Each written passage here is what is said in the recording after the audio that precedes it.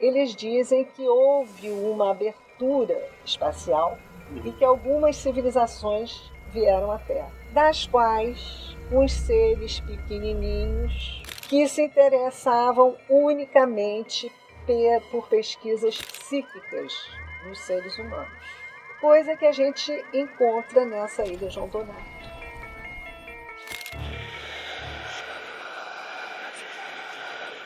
Olá pessoal, eu sou o professor Adriano Viário e mais uma vez com o meu parceiro Fernando Drummond começamos mais um episódio do Arquivo Estranho e hoje recebendo aqui a queridíssima Lala Barreto, que quero apertar a mão novamente para dizer que é uma satisfação muito grande.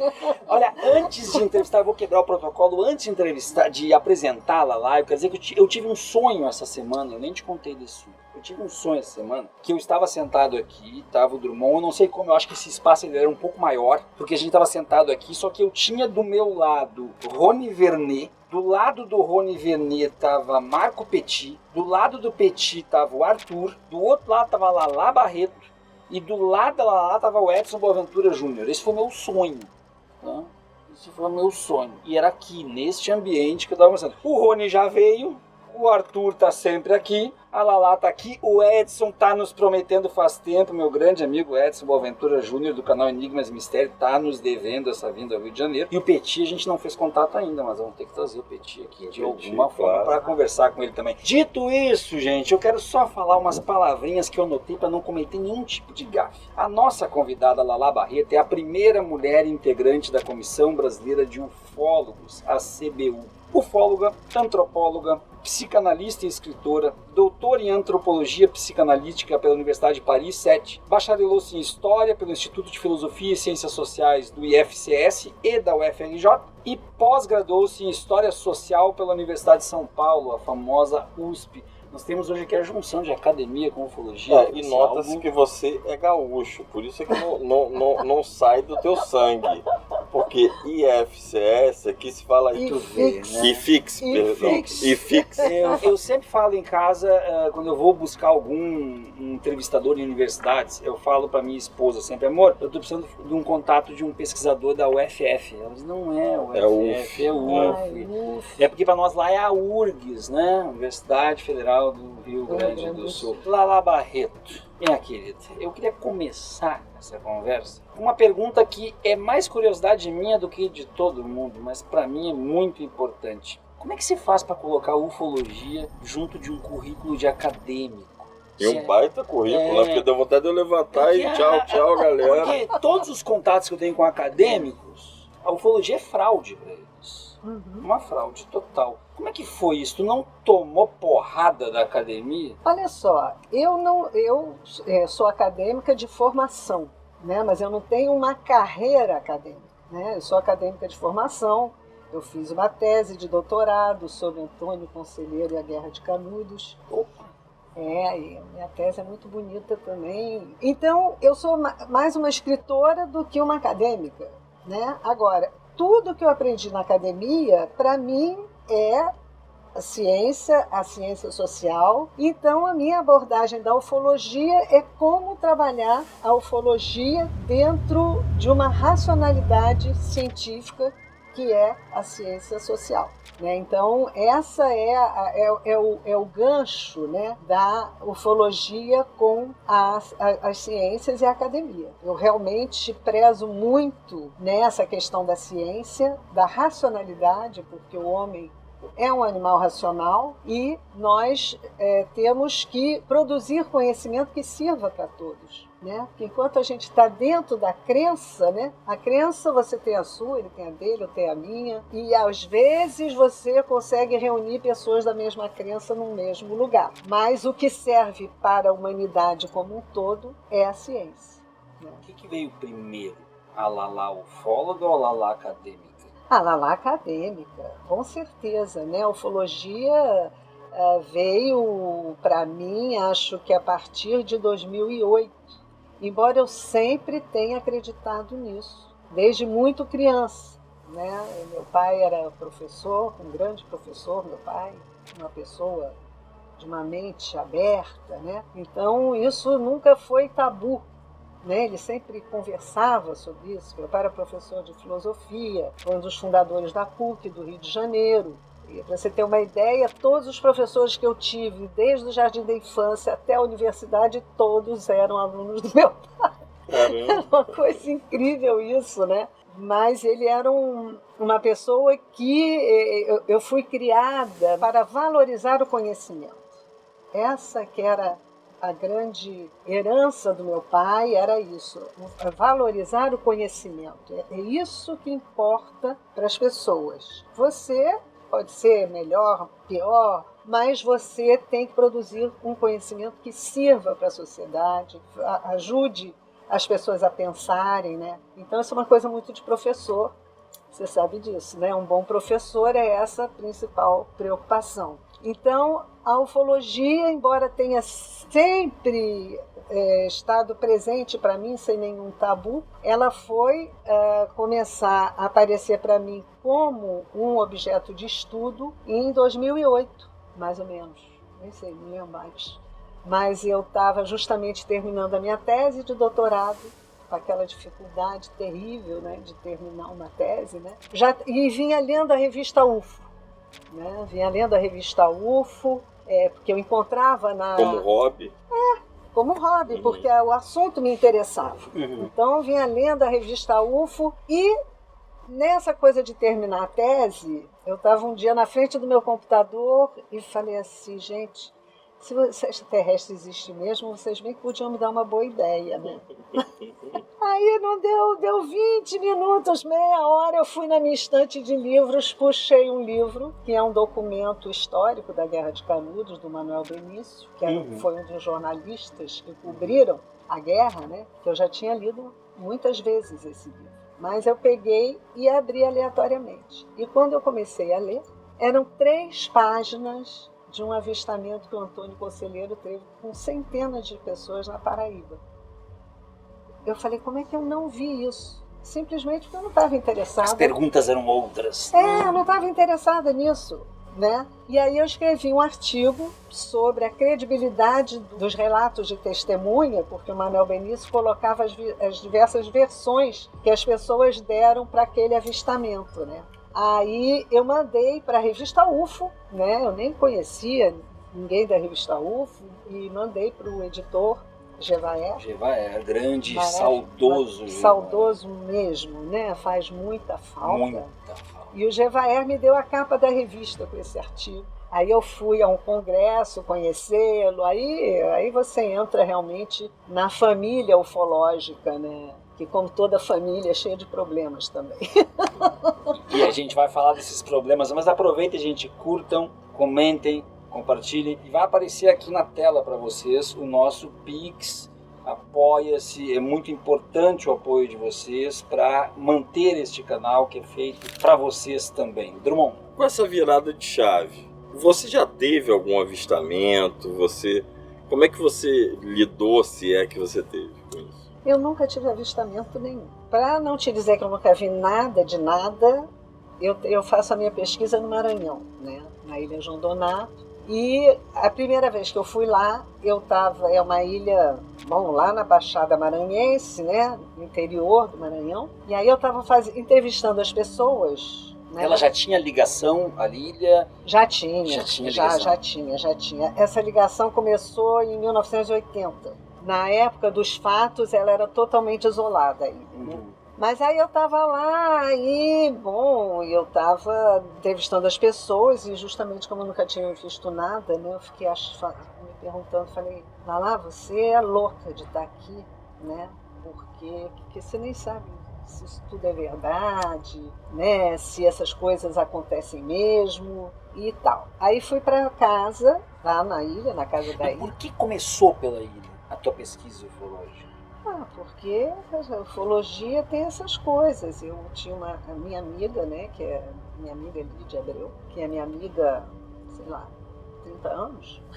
E a Lídia nunca tinha falado de nada de ufologia comigo. Até que um dia, o Gevaer, estava a Miriam Delicado, que é uma grande contatada canadense, ia passar pelo Rio. Aí o Geva falou lá, você não pode hospedar ela e tal? Aí eu falei, claro, ficou na minha casa. Aí eu fiz uma reunião para ela encontrar as pessoas, falar do caso dela. Achei que iam umas 10 pessoas, minha casa encheu de gente. Não, é impressionante. Porque eu achava que, bom, não vai interessar tanto assim. Minha casa encheu de gente. E a Lídia foi.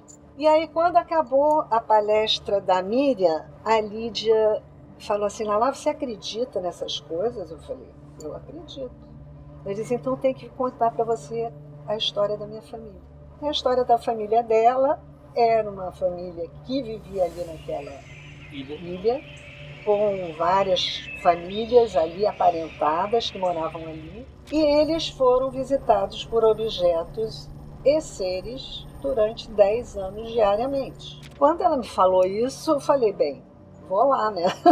Aí me arrumei jeito de ir para lá e fui 3 vezes já lá. Depois entrou a pandemia. Esse ano eu estou pretendendo voltar para completar, né? Fazer uma parte mais documental mesmo, né? Eu já fiz um trabalho sobre as notícias de jornal que saíram na década de 70 no Maranhão. Então isso é um trabalho que eu já fiz, mas agora eu quero ir lá ver mais, quero ir em cartório, o arquivo da polícia. A última vez que eu estive lá, eu procurei o arquivo dessa época, o arquivo não estava lá muito acessível, mas também eu não tinha preparado nada para poder chegar a esse arquivo. Então, agora eu vou tentar ver se eu consigo ver esse arquivo, né? Então, a gente estava falando do avistamento. Do avistamento. Que aí eu cheguei em casa e com essas questões, né, falando, porque eu era muito, assim, crédula, né, de estar lá sem nunca ter visto nada. Aí o César Aires, que é um rapaz de lá, que estava fazendo imagens para mim, das entrevistas e tudo, né, ele estava no jardim e começou a me chamar. Corre aqui. Aí eu desci a escada correndo, todo mundo que estava na casa desceu correndo. E quando nós chegamos lá, ele nos mostrou uma estrela com o comportamento que aquelas pessoas estavam nos descrevendo. Essa estrela, ela ficava lá. E quando você dava por ela, ela começava a crescer e vir na sua direção. E ele viu isso e a estrela veio na direção dele. Quando eu cheguei lá, ele falou, ela voltou para o lugar porque eu te chamei. E é o que eles descrevem lá. Quando você se dirigia a essa estrela, né, ela voltava para o lugar. Isso até depois, no trabalho, eu fiz uma interpretação disso aí, né? Achei que ali estava havendo um ponto zero da comunicação, tipo, eu vou na sua direção. Se você fala alguma coisa, eu volto. Quer dizer, uma convenção de comunicação. Estabelecendo uma linguagem, né? Uma linguagem. Bom, isso é uma interpretação minha, claro, mas faz sentido. Faz sentido, até porque tem outras coisas que vão na direção disso aí. E aí eu vi a tal da estrela, está até filmado isso, né? O César filmou, então a estrela começou a fazer movimentos erráticos e apagou como uma lâmpada. Mas estava muito longe. Aí é que a academia ajuda a gente a também não embarcar em qualquer coisa, né? Porque, bom, estava muito longe, podia ser muita coisa aquilo ali. Mas que parecia o que... Era algo estranho. Era estranho e era o que as pessoas estavam descrevendo, né? Então, foi a única coisa que eu vi. Agora, para te falar a verdade, eu morro de medo. Somos 2. Você também tem Não, eu tenho medo, porque a gente lê muito sobre essa questão das abduções, né? Sobre como as pessoas ficam, assim, marcadas por isso, né? Emocionalmente. E isso a gente condiciona, né, também. Você vê que essa madrugada eu levantei, aí eu tenho um cantinho, né? O meu cantinho que eu chamo a minha comunidade, né? É o meu cantinho. E eu fumo. Então, aquele vento vindo da rua, fumando, e eu estou estudando a história da Emily Rose, pra gente contar aqui no canal. Comprei o livro, estou estudando, tá, bateu um sono, enfim. Tu tá só lendo sobre exorcismo do lado do teu cantinho à noite. Só isso. Só isso. Olha... Fui dormir, então, quando eu acordo...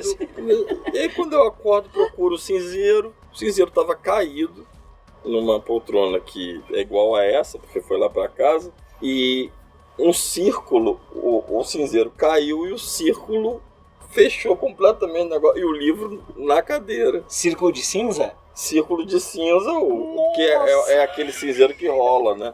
Então, círculo de cinza. Falei, ainda bem que é de dia, porque se fosse de noite, porque eu tenho medo dessas coisas. Pois entendeu? é. Mas a gente vai com medo mesmo, né? Você é um exemplo disso. É, porque o medo também é uma curiosidade exacerbada, Claro, né? claro. Do desconhecido, né? Então o medo faz parte até da criatividade da sua abordagem. Não, e tu não vai ter nunca vai ter coragem antes de ter medo. A coragem é a forma de domínio sobre o medo. Né? Perfeito. A coragem vai vir ou não, mas o pré-requisito básico para isso é a existência do medo. Com certeza. Né? Olá, ainda João Donato, ainda a ilha, que eu me interesso muito por isso. Existem algumas teorias que apontam a existência ou não de energia elétrica como o motivo de afastar estes seres. Eu não sei se é o caso da ilha de João Donato, eu te pergunto, lá atrás, passado, quando tinham as manifestações, já havia energia elétrica no local? Tem essa informação? Tem. Não tem essa informação? Faz sentido isso que eu estou te dizendo? Faz total sentido, até porque são as testemunhas que falam disso. Eles dizem que houve uma mudança da forma do contato quando chegou a luz elétrica. Isso aí é uma coisa bem recorrente, as testemunhas falam bastante disso, que foi a luz elétrica que distanciou os objetos, lá não eram os objetos, era um tipo de objeto, era uma luz. E todos que viram descreveram a mesma coisa. A mesma luz. Enquanto, isso é muito interessante também, porque essa luz descrita na ilha, no Maranhão estava acontecendo um monte de coisa, entendeu? Então tinha várias luzes diferentes, vários tipos de coisa. A gente vê isso pelos desenhos dos jornais, né? Você vê que eram objetos tecnológicos mesmo que foram vistos ali. Lá na Ilha João Donato era luz e dentro da luz eram seres pequenos, de baixa estatura, que tripulavam aquilo lá. Seriam os Greys? Não eram Greys. Eles são descritos como anãozinhos, como pessoas como nós, só que de estatura muito pequena. É porque na ufologia ele é o amante, tem o Arthur que é o ufólogo oficial do canal, e eu sou curioso. Eles seriam os humanoides, então, mais parecidos? Seriam humanoides. De baixa estatura. De baixa estatura, que são descritos como anõezinhos mesmo. Né? Que não são descritos com grande frequência na casuística, né? Não são. E é interessante, eu não sei se vocês já ouviram falar das cartas humitas. Já ouvi falar. Quer dizer, as cartas humitas aí entra a academia no sentido de o que você pode credibilizar dos relatos. O que faz você achar que aquilo é um relato que é aceitável para a gente extrair conhecimento? As cartas humitas, elas são cartas onde tem ciência lá dentro, né? Porque vários cientistas, dos quais um cientista francês muito conhecido, que se chama Jean-Pierre Petit, que é um homem muito interessante, tudo, e ele testou a ciência contida nessas cartas. Porque esses humitas, eles dizem que eles vêm desse planeta Humo, que fica 14 anos-luz daqui, e eles estavam aqui a partir de 1976 para dar a conhecer a civilização deles, e eles fizeram isso merecendo cartas para diversas pessoas. Essas cartas estão na internet todas, né? Existem comunidades inteiras que estudam essas cartas, né? E claro que eu leio essas cartas também, né? E muito interessante porque os humitas, eles falam que entre 1948, né, e 1978, quer dizer, um período bem do início da ufologia. Da ufologia moderna em 47, né? 47 até 78, depois da Operação Prato, vamos dizer. Eles dizem que houve uma abertura espacial e que algumas civilizações vieram à Terra, das quais uns seres pequenininhos que se interessavam unicamente por pesquisas psíquicas nos seres humanos. coisa que a gente encontra nessa Ilha João Donato, né? Primeiro, a descrição de seres que são como esses descritos pelos humitas, e também se evidencia lá um interesse pela psique. E eles também segundo os humitas, eles também faziam investigações sobre a acústica, sobre a voz humana. E lá na ilha tem coisas estranhas, né? Tem, por exemplo, uma palmeira que cresceu num lugar onde todo mundo passava. E essa palmeira tinha um comportamento totalmente anômalo. Ela não parava, era como se fosse um radar, uma antena. Ela funcionava assim, ela ficava no meio do caminho até que as pessoas pararam de passar por ali, porque ficaram com muito medo, né? Então você pode imaginar por que aquilo estava ali no meio de um lugar onde todo mundo passa. Estaria registrando as conversas das pessoas que passam assobiando, que passam cantando, que passam falando, né? É uma interpretação, evidentemente, mas tem uma ligação com tudo isso que é descrito nessas cartas, né? Nas cartas humitas. Então, lá nessa ilha, estava acontecendo uma coisa diferente dos outros lugares. Quando você lê a casuística, né? Ali do Piauí, do Ceará e até do Pará depois, em 77, né? Que essa casuística da ilha é um pouco diferente. Mas não existe na casuística registros de João Donato e Colares concomitantes? Concomitantes porque durante toda a década de 70, aconteceu na ilha estava aquele mesmo objeto se manifestando diariamente. Tinha outras coisas diariamente? Diariamente. Então o recorte temporal dá para se dizer que dá para colocar Colares com a Operação Prato no mesmo recorte temporal. Com certeza, né? Agora nós vamos ter um congresso da Comissão Brasileira de Ufólogos e eu vou fazer uma palestra justamente sobre isso, sobre o contexto ufológico dos casos. Porque quando a ufologia começou, a gente estudava os casos como casos únicos. Era como se, apareceu um extraterrestre, desceu, não sei o quê. Não, a gente vê que a casuística ela é toda interligada, notadamente no norte do Brasil. Porque no norte do Brasil, se você for pensar no contexto ufológico que tem lá, você vê que existiu uma investigação ali concertada, entendeu? E não sabemos de quem, temos uma ideia de que esses pequenininhos que vieram de um planeta 98 anos-luz daqui, segundo os humitas, né? Então a gente tem uma ideia... então seria desse planeta. Seria... Que é relativamente próximo em matéria de universo. É, relativamente próximo, né? Então, esses pequenininhos, talvez eles estivessem só ali na ilha, porque ali na ilha todo mundo era parente. Existe A população era muito pequena, né? Muito pequena, eram umas 15 famílias. Tem uma das testemunhas que diz que era todo mundo primo, né? Porque havia casamentos entre as famílias ali. Então e a família que tomou posse daquela ilha já era uma família de 5 filhos. Então tem toda uma história familiar ali. E as pessoas, as testemunhas todas têm um padrão sanguíneo, né, que é O positivo, que é o padrão mais comum da humanidade. Quer dizer, eles estavam estudando os humanos, né, porque dizem que os O negativos são híbridos, né? Híbridos. Eles não estavam estudando híbridos. Dizem...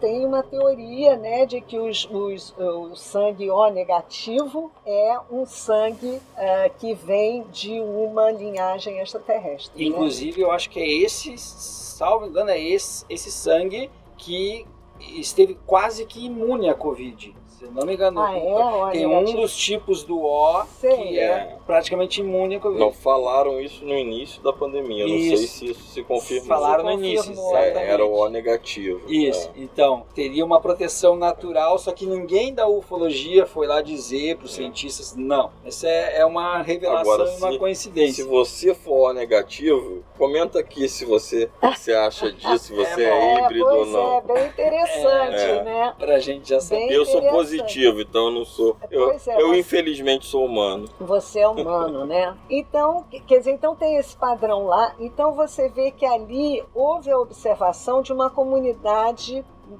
mais ou menos fechada, porém com uma característica muito interessante, que esse pai dessa família de 15 filhos, né, ele tinha filhos em todo lugar do Maranhão.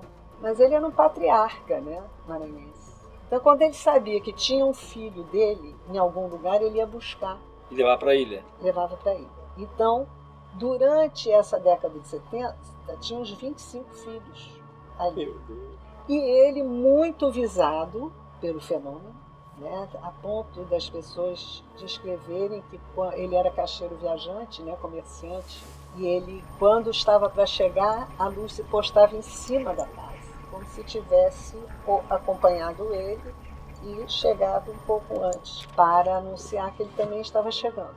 E esse homem, ele tinha um comportamento, quer dizer, o comportamento de um patriarca maranhense, ele tinha isso exacerbado, né? Ele tinha um controle absoluto sobre esses filhos todos, né? Sobre a própria comunidade, porque ele foi um homem muito influente na comunidade, e um homem muito violento, principalmente com a família dele, né? Com a comunidade não, foi vereador, ele era um homem que tinha uma inserção social muito importante, mas ele era duríssimo com a família dele. Com a família, com todos os filhos?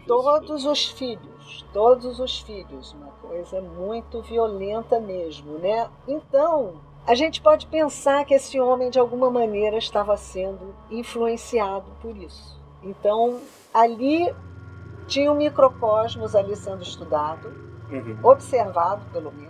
Tem uma outra coisa também na ilha, que às vezes as pessoas começaram a ficar com medo dessas luzes, né? Anoitecia, começava a luz aparecia, né? E as pessoas ficavam com medo e não saíam mais de casa. Só que muitos observavam à noite, olhando pela janela, né, no meio do mato, clareiras de luz, como se alguém estivesse fazendo alguma coisa. Você pode pensar que, se esses extraterrestres estavam lá, provavelmente estavam estudando a natureza da ilha, sei lá, mas eles não queriam ninguém por perto, não queriam testemunho. E isso eles conseguiram brilhantemente, que ninguém saísse de casa. E tinha algum relato paralelo a esse, como assombração, como... Com certeza.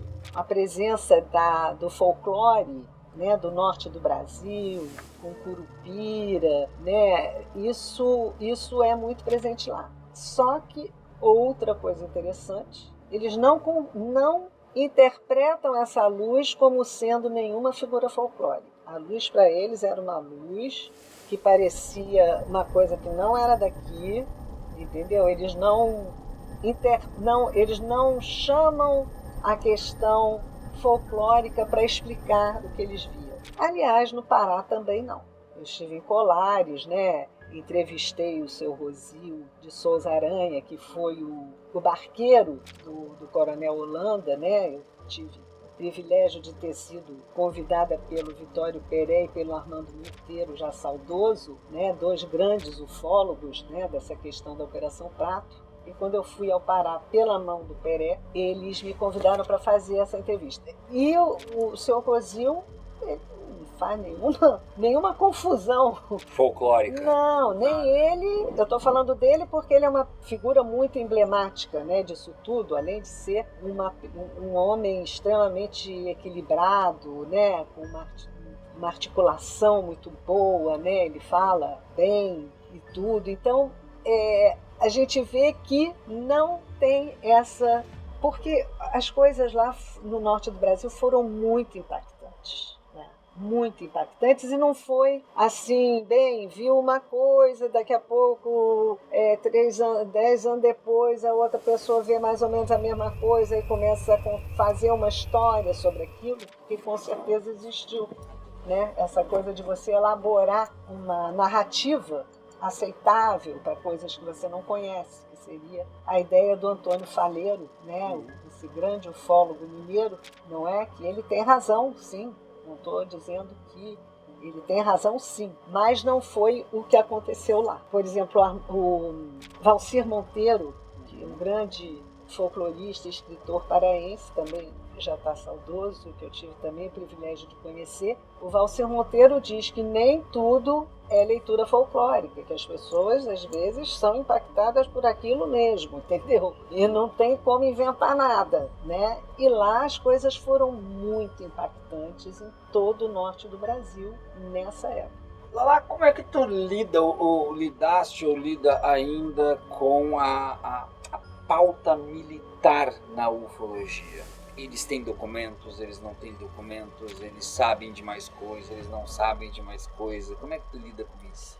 Olha, eu propriamente não lido com isso, né? Mas a Comissão Brasileira de Ufólogos é o principal interesse dela, e claro que eu fico disponível e interajo com o Marco Antônio Petit e o Fernando Ramalho, né, que são os grandes pesquisadores que levam essa questão da abertura dos arquivos brasileiros, né? Já tiveram, eu nem estava na comissão nessa época, mas a Lei de Informação já colocou à disposição muita coisa que veio do trabalho da Comissão Brasileira de Ufólogos, notadamente do Marco Petit e do Fernando Ramalho, que agora estão numa campanha também para conseguir mais documentos e mais informações sobre o caso Varginha. Então, nesse momento, a grande atividade da Comissão Brasileira de Ufólogos é essa. Embora não seja a minha pesquisa,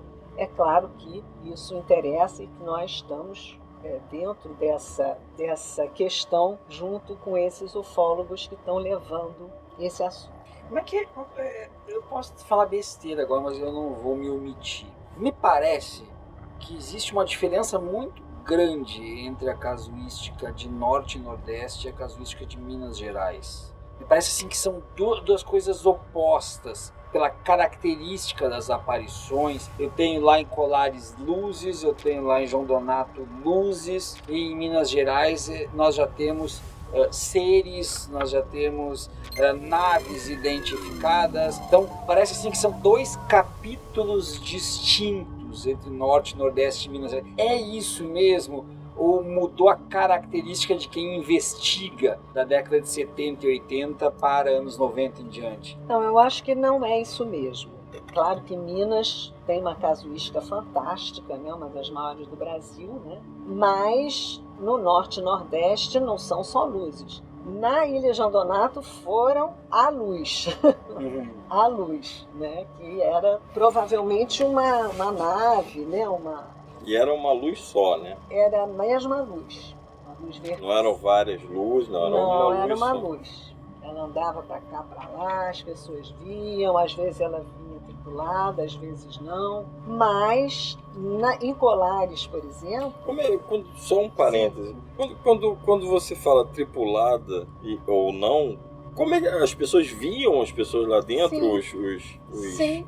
Os humanoides? Sim, sim. Então chegava bem próximo. Sim. Eu tenho depoimento lá, né, lá no blog, você pode ver que até o meu logotipo é o desenho que a testemunha fez dessa luz que chegou muito perto dela quando ela tinha 10 anos de idade. E ela viu esses... Ela disse que eram 2, mas que ela se lembra mais de um deles, que eles estavam dentro dessa luz, chegaram muito próximo dela e das irmãs que estavam lavando prato ali, né, no córrego ali, e que eles colocaram uma escadinha de alumínio e que eles iam descer até que o pai da janela chamou por eles e aí a luz foi embora, respeitando a convenção de que quando a gente se dirige à luz, ela vai embora. E essa moça, ela diz uma coisa muito interessante. Ela diz, eu era criança, eu vivia na ilha, que era um lugar isolado. Eu nunca tinha visto anão na minha vida, e nem escada de alumínio. Na ilha, na época, só tinha escada de pau. Então ela diz, quando eu fui adulta já morar em São Luís, eu entendi o que eu vi, caiu a ficha dela.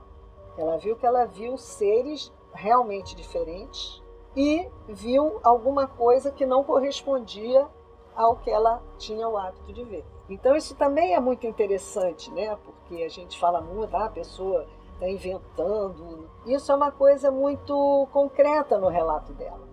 que ela viu realmente uma coisa que ela não conhecia. Então, resumindo, no norte não é só luz. Não. E não difere tanto assim de Minas Gerais. Não, inclusive em Polaris, a Operação Prato, ela contabilizou 9 objetos diferentes.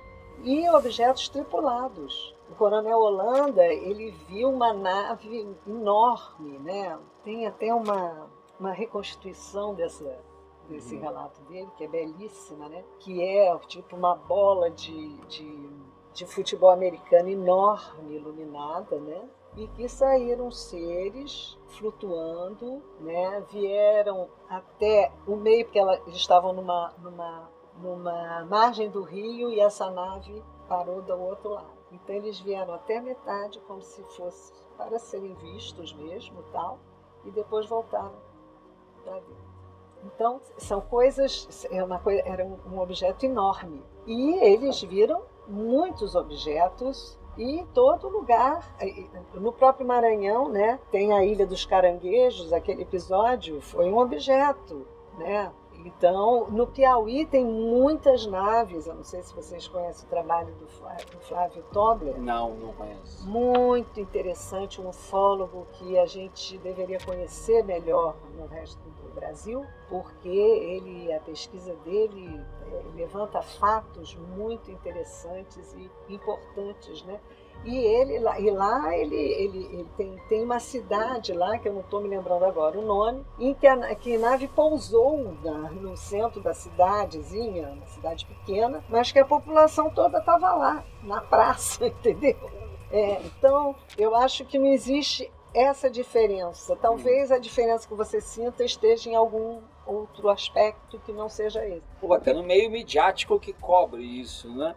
Talvez. Porque se a gente for pegar, por exemplo, a grande, clássica e fantástica entrevista do Irangê Holanda pro Jevaer, e que depois isso vai, salvo engano, para a revista Veja, e que depois é reaproveitado pelo Fantástico e depois pelo Linha Direta, aquela entrevista que a gente tem, ela é uma abordagem midiática que depois simplesmente deixa de existir essa abordagem, né? Então essa forma de abordar, ela influencia também. A grande mídia abordou com muita intensidade até os anos 90, inclusive em TV aberta, a casuística, muita intensidade. E de repente, por exemplo, até o mistério das máscaras de chumbo foi capítulo de Linha Direta, foi capítulo de Fantástico e capítulo de tudo isso, né? Mas eu queria aproveitar esse gancho, Lala.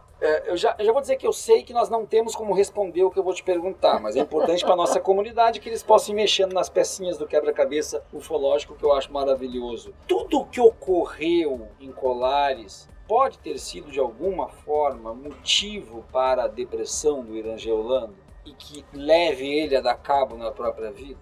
Olha, essa questão, né, por exemplo, as pessoas que conheceram o Irangê Holanda acham que ele tinha problemas pessoais mesmo.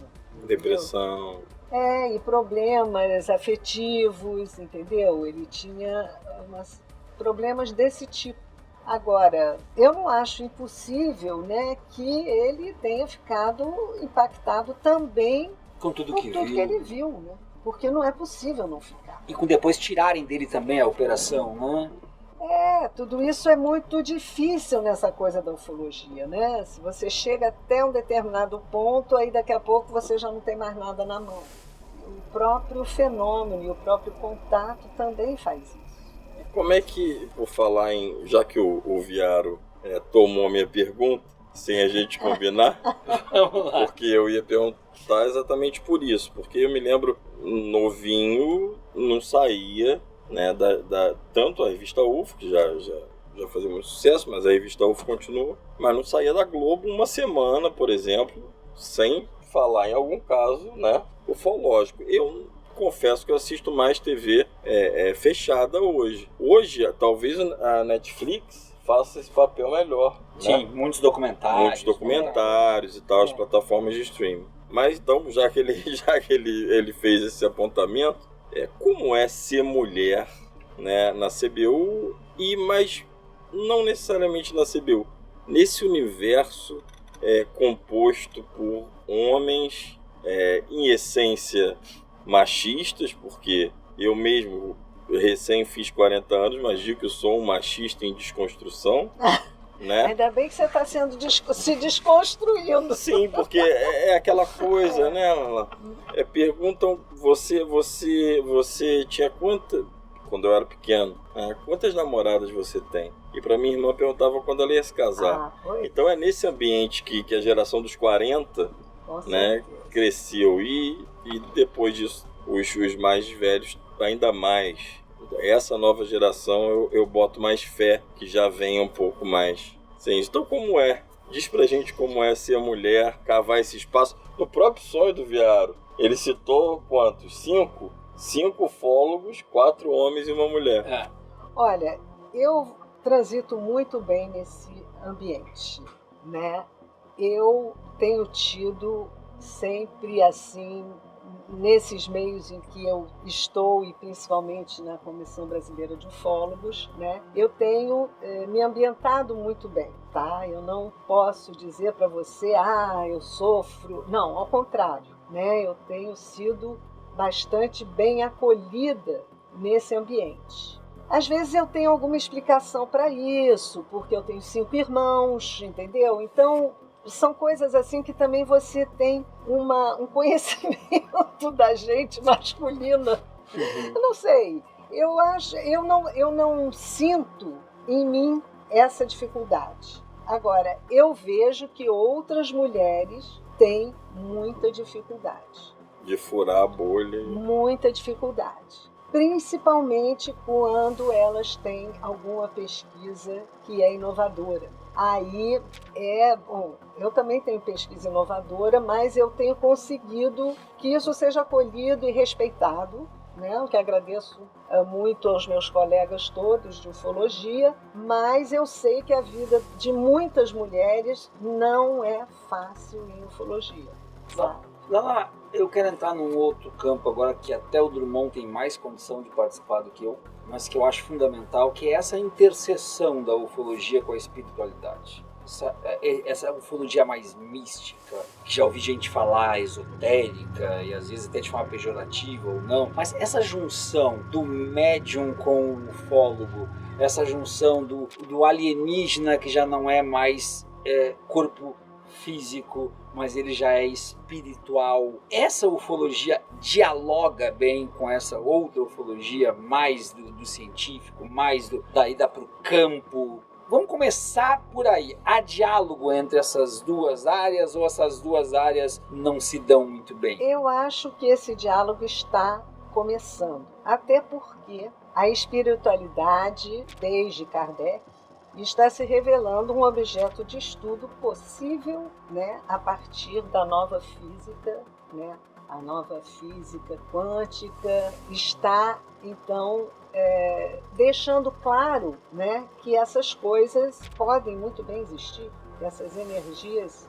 existem, que elas influenciam, né, e que os estudos psíquicos também, as grandes universidades do mundo estudam a psique humana e como que essas coisas se dão. Então, eu acho que nós estamos justamente nesse momento em que a espiritualidade está realmente se tornando um objeto de estudo da ciência, ou pelo menos da racionalidade, né? E eu acho que no Ocidente isso começou com Kardec, que resolveu encarar, né, um momento histórico em que no mundo inteiro se manifestavam inteligências que ele achava, porque ele era um cientista, Kardec, né? Não era um esotérico, ele era um cientista. Ele próprio achava que aquilo eram manifestações da própria mente das pessoas. As pessoas é que inventavam, que a força mental das pessoas levantava as mesas, que a força mental das pessoas fazia se movimentar as letras para responder sim ou não.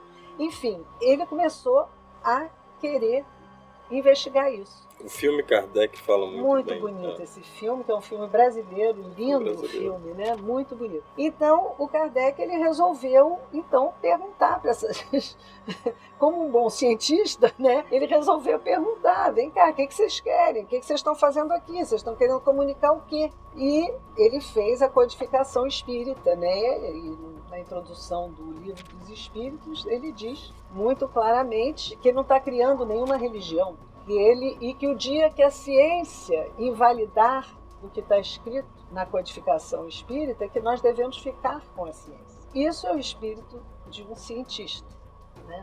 Não é um cara que estava encantado com... Não, ele... E nem criando uma seita, né? Ele introduziu um método de conhecimento, né? Que é inestimável, né? Para mim, por exemplo, o kardecismo é muito importante do ponto de vista do conhecimento até da nossa vida cotidiana, né? Das influências que você sofre, de como que você tem, como que essas coisas se comunicam com você. Eu acho que nós estamos num momento que já está inaugurado lá em 1858, quando é publicado o Livro dos Espíritos, né? Isso no Ocidente já começou. Isso sem falar dos grandes corpos, né, religiosos, né, tipo os Vedas, né? Os Vedas, quem conhece bem os Vedas, não é o meu caso, né, eu conheço de maneira bastante superficial, mas parece que os Vedas têm inclusive a física quântica lá dentro, né?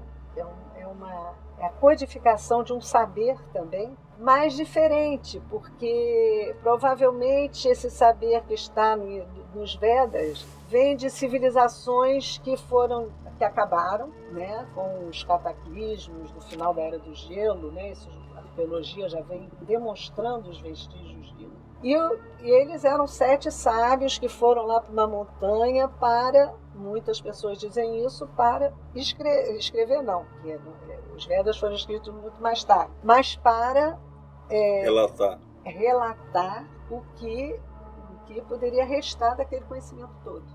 Por isso, muitas vezes, é totalmente incompreensível para a gente não entende nada. Então, porque é um conhecimento fragmentado que restou de um conhecimento muito maior. Isso também é uma hipótese, claro, né? Não estou afirmando peremptoriamente que é isso, mas as pessoas que estudam essa questão acham isso mesmo, né? Eu acho que a cerne do problema é justamente esse, que quando você parte para a crença, né, a crença ela só pode unificar algumas pessoas, não é um conhecimento para todo mundo, porque você vai acreditar numa coisa e eu vou acreditar exatamente no contrário daquilo que você acredita. Então, é um fator de fragmentação da humanidade, não de união. A única coisa que unifica, em termos de conhecimento, a humanidade é a ciência. E não é uma coisa que você tenha que acreditar nela. Até porque nós estamos aqui com ele, assim, aparelho de som, luzes, tudo isso é ciência. Tudo isso é ciência. Nós vivemos, respiramos a ciência. E que é para todo mundo. Gente, já antes de passar a palavra para o Drummond, essa questão de ufologia com espiritualidade e espiritualidade propriamente dita, nós já temos alguns programas agendados que nós temos certeza que vocês vão gostar muito. Estamos hoje conversando com a doutora Lá Barreto, depois nós temos o Paulo Iannuzzi semana que vem. Nós temos ainda o Pedro Baldança voltando para mais um episódio, grande médium que agradou muita gente, encantou muita gente. E temos também já marcado o que era um desejo meu, um sonho meu, desde a fundação desse canal. Eu falei para o Drummond, estamos fundando um projeto, mas eu quero entrevistar o Wagner Borges, está agendado, o Wagner Borges vai estar com a gente também. Dito isso, comentem, compartilhem e contribuam. E se inscrevam, Só para a gente fechar essa questão aí, eu estou agora terminando um artigo sobre essa junção. Divulga teu blog para nós. Isso. O meu blog é lalabarreto.com. Lalá com 2 L's, né? Com 2 L's e com Barreto 3 com L's, 2 perdão. T's. Barreto com 2 T's.com. E lá... o meu blog é assim, são artigos autorais, né? E ao mesmo tempo eu pego todas as informações, os vídeos, as pessoas que têm a ver com a minha reflexão, tá? Não é só mas tem toda uma elaboração ali de pensamento, né? E sobre essa questão da espiritualidade e da ufologia, vai sair agora um artigo, que é inédito, tá? Sobre justamente as aparições marianas. Opa. Só que eu não vou abordar da maneira clássica, né? de fazer a comparação como que é parecido o fenômeno UFO com a aparição mariana. Não, nós já estamos num momento científico em que coisas estão sendo reveladas que são identificáveis do mesmo fenômeno, mas aí são fatos, Não vou dar spoiler. Depois vocês me chamam de novo quando o artigo sair. Isso não tenha dúvida. Vai lá. Nessa interseção, então, entre a ufologia científica e a ufologia mística, ou espiritualista, como queiro, um dos pontos mais repetidos nas palestras, nos programas e em tudo é Jesus Cristo. É um dos mais repetidos.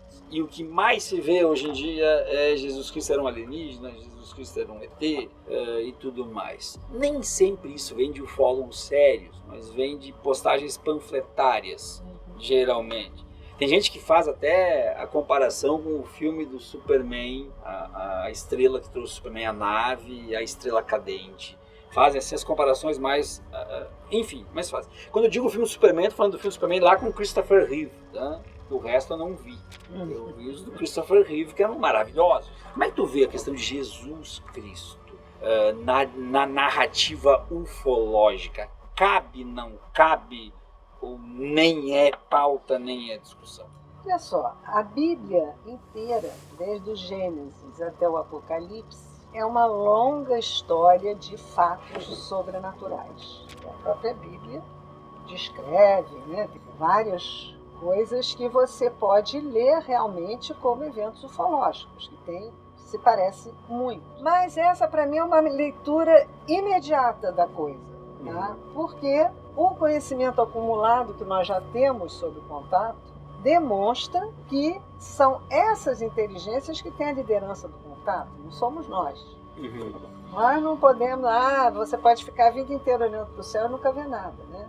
Então, essas inteligências, elas se mostram e se revelam para quem eles querem. De modo que essa história da cristã, e judaica, porque o Antigo Testamento é uma história judaica também, nós temos que admitir que eles se manifestaram dentro de um contexto cultural religioso e que eles são até os criadores desse contexto, porque nós não sabemos. De modo que saber se Jesus é um alienígena ou não, nós não sabemos nada dos alienígenas, mas nós sabemos muito de Jesus, porque Jesus trouxe um conhecimento que não existia para a humanidade. A humanidade do tempo de Jesus era muito pior do que a de hoje. Bárbara. Era uma coisa terrível. E Jesus, ele trouxe realmente uma modificação. Agora, isso foi feito dentro de um contexto religioso que a gente pode dizer que foi criado por essas inteligências. Se a gente quiser dizer que Jesus é uma dessas inteligências, ele certamente é.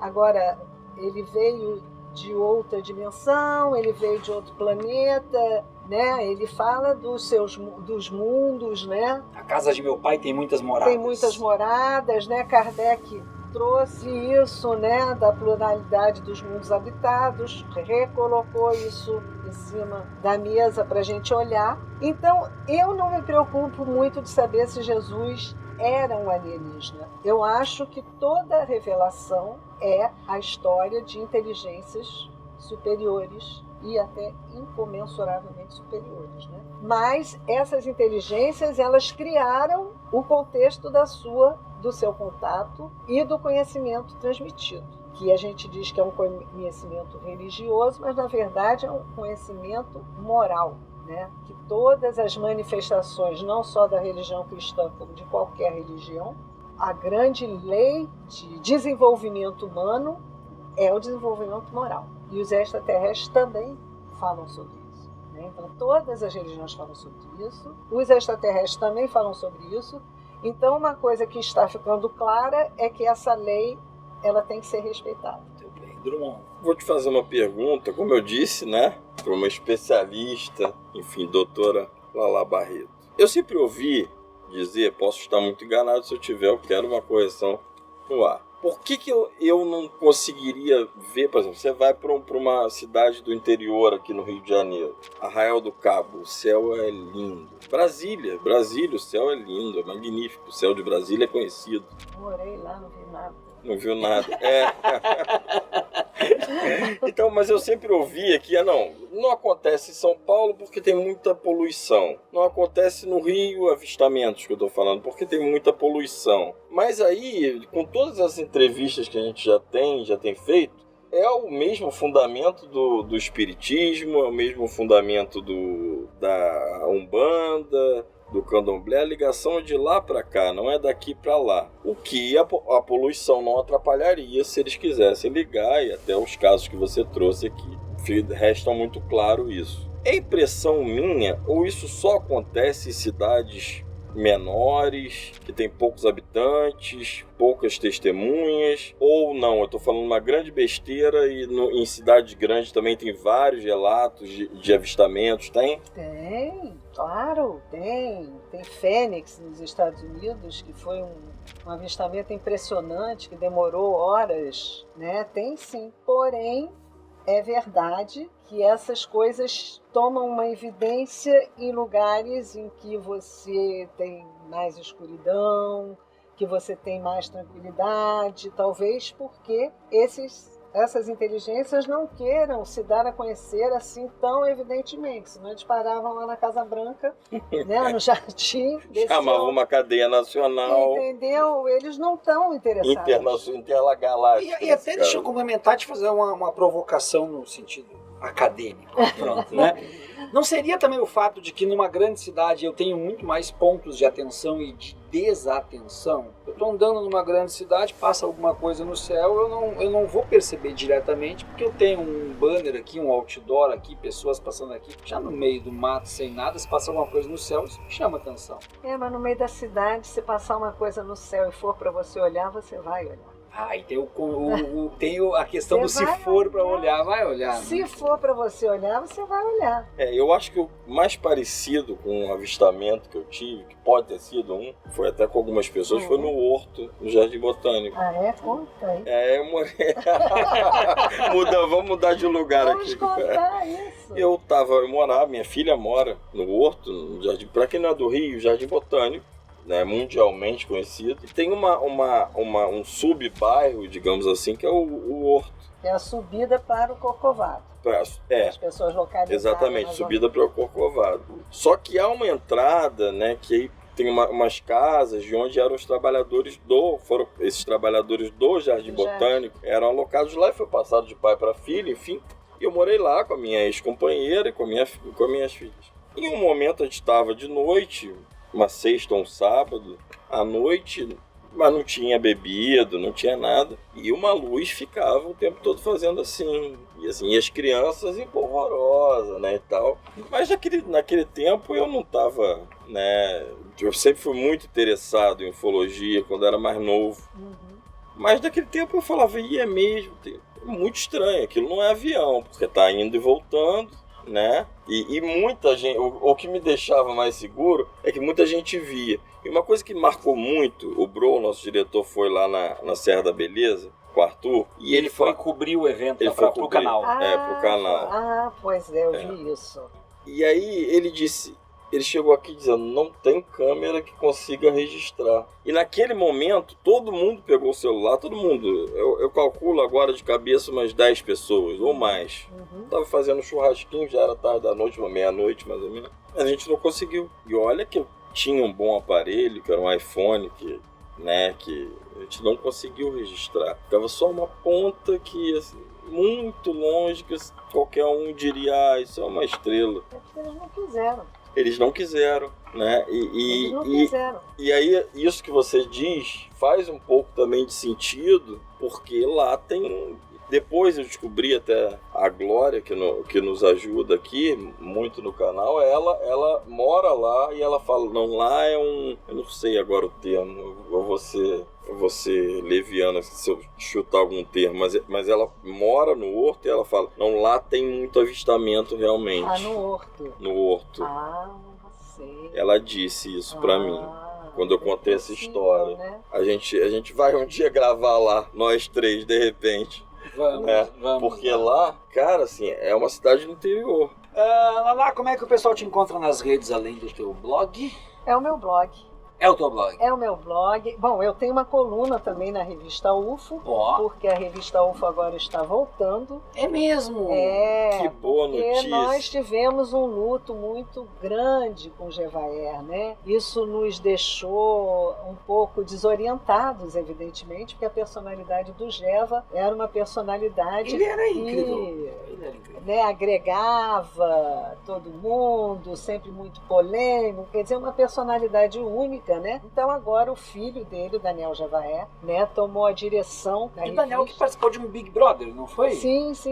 Foi, né? Sim. Eu nem conheço muito bem essa história do Big Brother, mas eu sei ele participou, que... o filho de Gevaer participou. Acho que foi um dos primeiros Big Brother, eu não sei. Não, acho que edição 10, 11, mais ou menos. Ele eu já ouvi falar, mas eu não sei muito dessa história. Mas o Daniel, ele respirou ufologia desde criancinha, né? Então ele está assumindo a direção da revista e o Tiago Tiquete será o editor da revista. Grande e Tiquete. Nós temos uma equipe de coeditores, né, para ajudar nisso aí tudo, né? E a revista UFO, apesar do nosso luto, não terminou. A equipe UFO fez um esforço muito importante de continuar postando coisas, né? Porque são muitos seguidores, né? Isso é uma herança do Geva, né? É o legado dele. O legado, né? Dispensa comentários. Então agora a revista UFO vai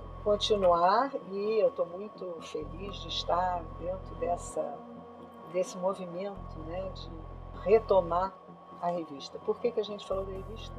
Porque eu pedi seus contatos para o nosso pois é. Então eu tenho uma coluna, né, no site da revista, mas nós já estamos nesse esforço de começar a trazer coisas realmente concretas e periódicas e tudo. Mas isso qual é o site da revista? É a revista UFO. Revista UFO. Só para a nossa comunidade. Revista UFO. Revista.com.br. E o Arquivo Estranho está fechando parceria. Agora a gente já pode revelar a parceria dos nossos boletins ufológicos com o portal Fenômeno.